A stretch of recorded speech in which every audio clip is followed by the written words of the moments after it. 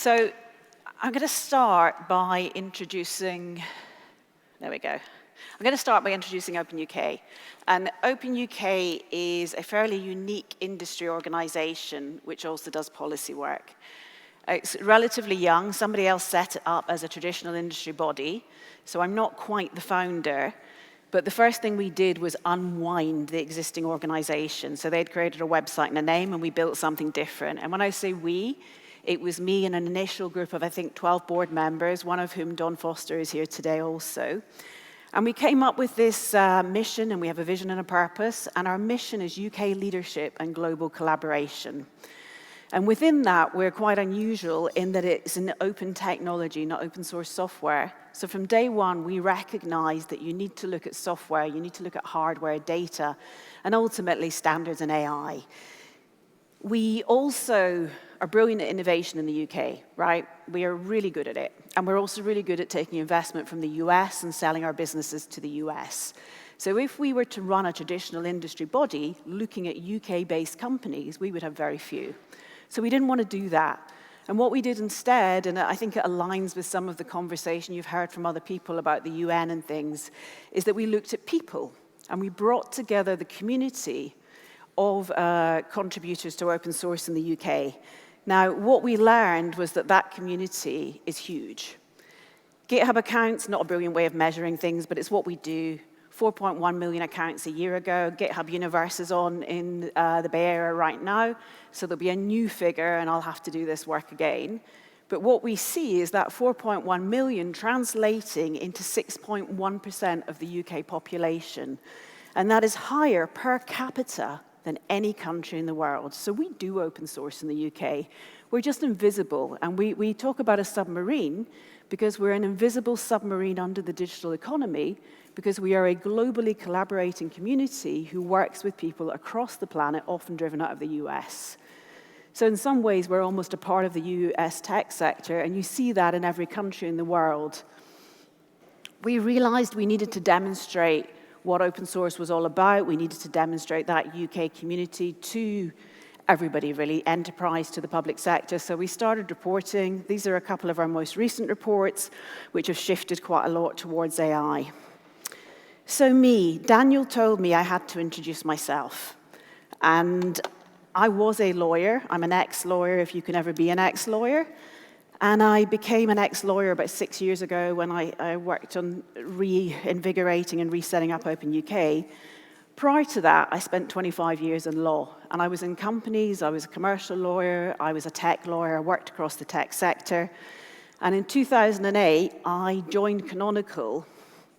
And when I joined Canonical, what wasn't meant to happen was me falling in love with open source. I was meant to be there for 3 months. I was meant to build the legal team and move on. And I had an epiphany. I met my tribe. I met my people. And my people were this group of Debian developers who had gone to work on Ubuntu to build a better operating system for the world and to bring that democratization of technology to ordinary people. And I guess in open source, I got the bug. I still contribute to open source. But my contribution's not code. I can't code. I've often thought about going and learning, and I've always been told it'd be a waste of my time, that I'm better doing this stuff. And this stuff includes editing this book, probably the thing I'm best known for. It's always something I explain as the worst thing I've ever done. So I have ADHD, and I have pretty chronic ADHD. And this book is 640 pages long and written by 26 people to whom I owe a debt. One of them, Malcolm, who I haven't seen in years, just turned up at the back of the room. And it was really hard because I didn't want to let them down, and I wanted it to be, internally consistent and well-written. So I had to read the bloody thing 4 times from cover to cover, all 640 pages. And to stop you having to do that, it is really well indexed. So if you go to the back, you'll find the words that you need, and you can look it up. And I'm not trying to sell you it. If you follow that QR code, you'll get open access. And the oddest thing happened. When we launched it, it went viral on the internet in China. And I think I'm going to Beijing in early December for the launch of the Mandarin translation. And one of the things open source has done for me personally is bring this huge privilege where I get to travel all over the world talking to people like you about open source.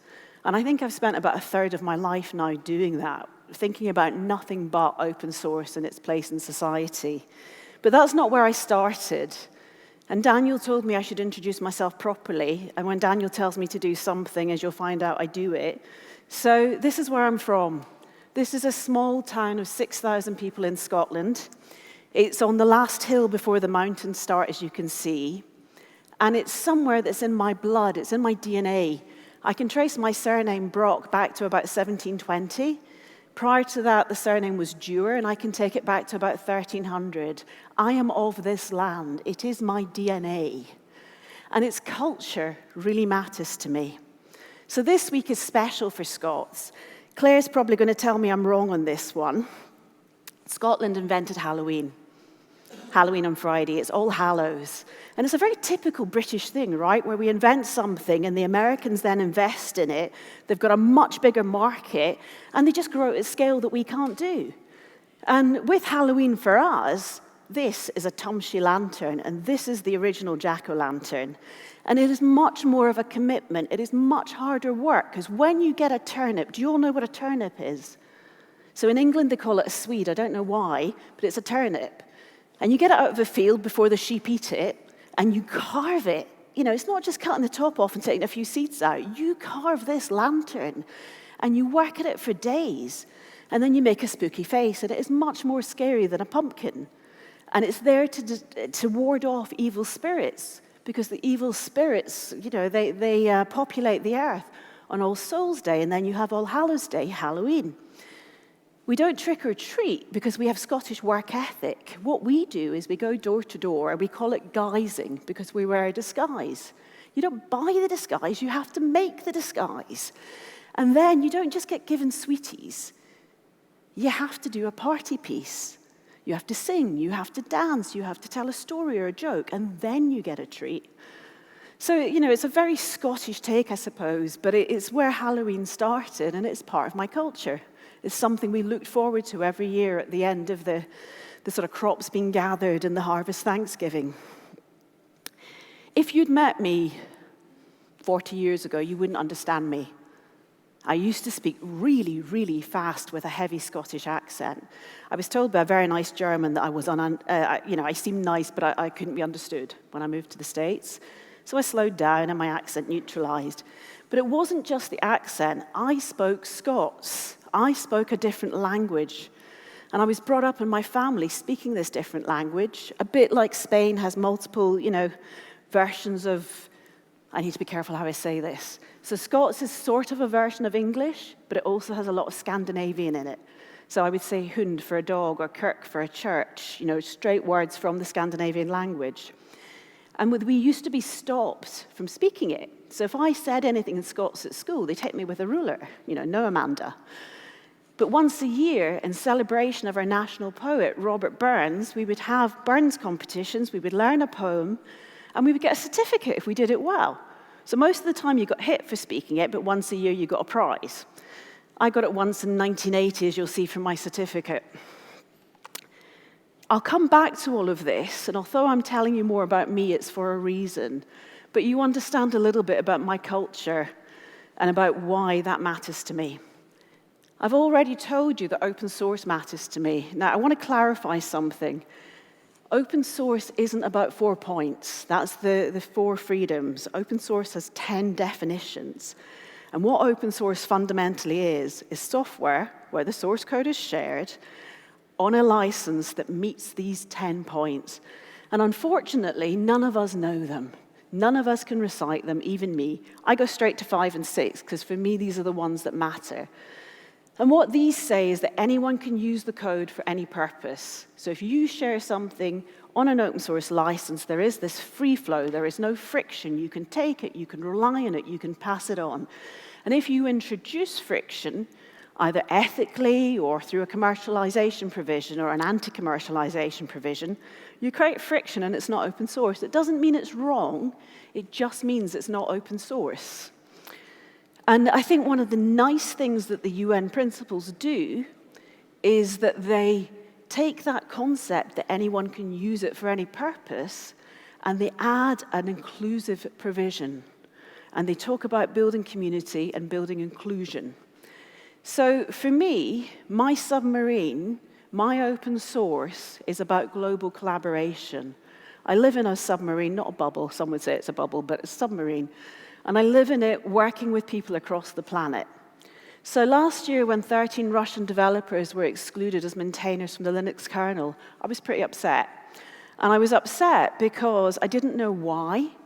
And I would do anything in my power, if it was my project, to push back on that. And I wanted us to push back on it as a community. I wanted clearly to understand exactly why that had to be done and if there was a way around it. And I'd experienced this stuff. This is about sanctions, but I'd experienced it in Canonical and export control. And we restricted our code going into certain countries. The EU faced that last year with AI products not being distributed into the EU from Apple and from Meta. We would do that to certain countries that were sanctioned, that had export control provisions against them. But we knew that as soon as we released the code, it would be replicated in a mirror and they would get it anyway. So this sanctions piece is quite different. GitHub a few years ago did try to stop certain countries participating. It lasted a short period of time.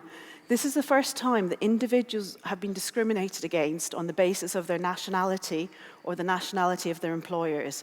And I think it really matters, and I really care about this. And part of the reason I really care is geopolitics. And for me, geopolitics has been going on for years. And I think if you look, it's all there in the open. You just have to know where to look. And we saw Ursula von der Leyen, President of the EU, in 2019, starting the conversation about it. In 2020, during lockdown, the Parliament set out very clearly what they were going to do. And we've seen it in court cases, we've seen it in legislation, and we've seen it in business action. And I'll talk more about those in a minute.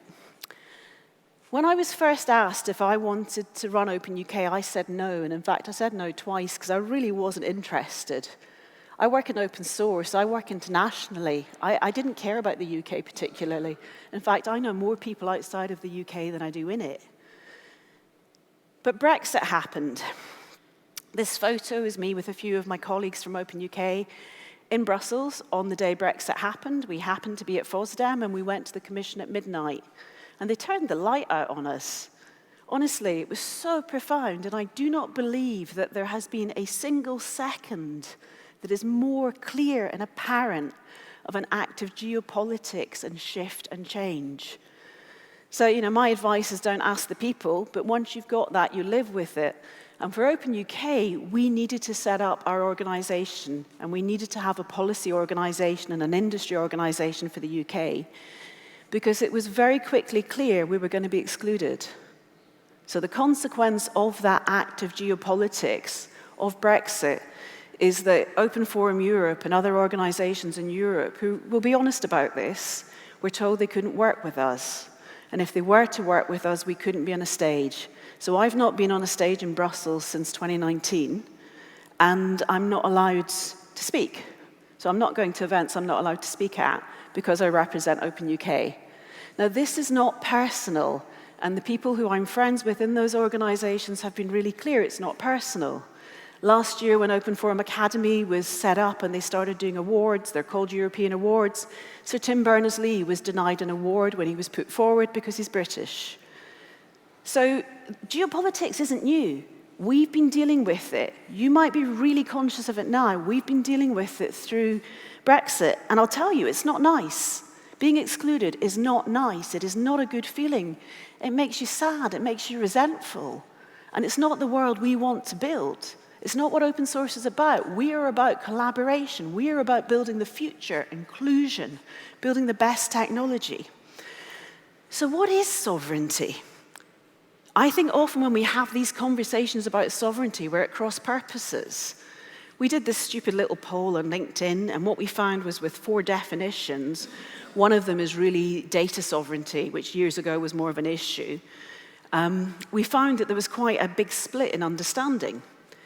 There is a definition that CERN used last week at an event Adriana and I spoke at, and it talks about control.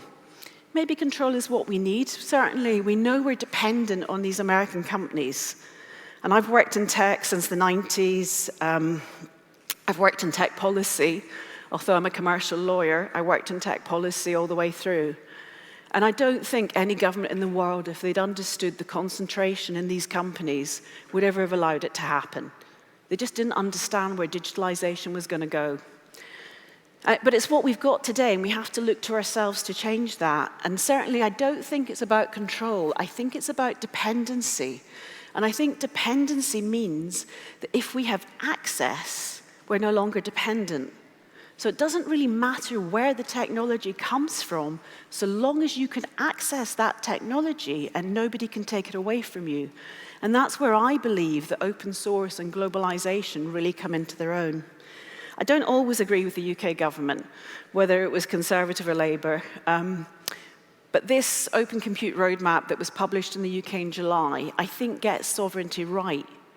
And what I like about it is that it talks about not being isolationist, and it talks about the UK's position. Now, that might be a bit, I suspect most countries feel the same, that we sit between different parts of the world. We sit between the EU and America and China. And I suspect our position is a bit unique, and we are having a moment in time, but most countries will be similar. And I think that collaboration is really, really what matters. And for the UK, what it's done is create Stargate. A UK version of Stargate. We had Trump come and visit, you've probably seen it. They took him to the palaces, and we got huge investment, which is important for our country. We need that investment. Things ain't good right now. But it's not just the UK, right? France also has been working with America to build its sovereign AI. And that sovereign AI is using NVIDIA chips. And I was really privileged to go to Viva Tech in Paris. And at Viva Tech, I watched Macron with Jensen Huang, and I'm going to get his name wrong, is Albert from Mistral? It's either Albert or Alfred, I always get it wrong. They were phenomenal. Honestly, the combination of Jensen Huang and Macron is like watching your favorite rock stars on stage. They were just unbelievable. And Jensen tells a good story, right? He's a good salesman, and he is telling a story of sovereignty. And he uses the term intelligence. And when he talks about intelligence, he's not talking about military intelligence or security alone. He is talking about that, but he is also talking about culture and language. The stuff that mattered to me as a child, the stuff that is in my heart as a Scot, of my culture and my language. And that matters to every country in the world. That matters in France, it matters in Germany, it matters in the US, and well, maybe less in the US, they're a younger nation, and China. And that intelligence is what we have to think about.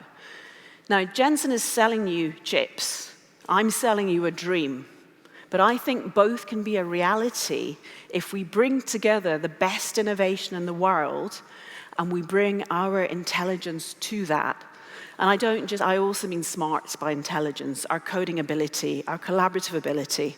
And I think the way forward is not just to look at our own countries, but we must look at our own countries, but then also to work out how we build this global collaboration around it. My biggest concern for all of you is the EU approach right now. And you can, again, feel free to disagree with me. This is an approach that includes, as I said, judicial cases, it includes regulation, and it also includes business. And in business, they've brought together a number of organizations. First of all, we had Gaia X. Open UK is a day one member. Gaia X has become about data structuring, and it's flip-flop between will we include the rest of the world and we won't. So the hyperscalers, I think, currently are all part of it. More recently, we've seen Eurostack, and Eurostack really concerns me. So Eurostack is talking about open source as a cornerstone. Open source can't be a cornerstone for sovereignty. You will absolutely need it to build a stack that does not include American technology. Absolutely, you cannot build a stack today without open source. But there is no such thing as a national open source project, not a real open source project. Every open source project takes contribution. It doesn't discriminate against where those contributors are. Projects might be getting smarter about who contributes and identity, but they're not getting smarter about excluding people. That's not the nature of real open source. So as we see it described as a cornerstone of sovereignty, we really have to think about what that means. And if you are using open source, you are using international technology with international dependencies. Over the last 9 months, I've focused a lot on AI and the Action Summits. Started in the UK at Bletchley. I was fortunate to be invited to the one in Paris. And at the opening, President Modi talked about access. I didn't just think of this myself. I listened, and I understood that in the Global South in particular, to create that access, we need openness. We focused on it. I'm not quite sure how I got here, but I'm on as a key participant on the Impact Summit taking place in India's website with Jensen Huang, which is definitely above my pay grade. And I'm hopeful that what that means is that some of the longer list of people in open source I've asked the Indian government to invite will be there, and that we'll be able to have an event about open source within the main summit.